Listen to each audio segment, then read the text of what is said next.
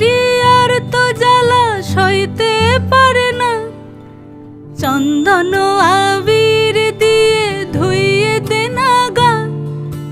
রাই কিশোরীর তো জ্বালা সইতে পারে না, ঘোরে ব্রজের পথে পথে রং মিশিয়ে পিচকারিতে, ঘোরে ব্রজের পথে পথে রং মিশিয়ে পিচকারিতে।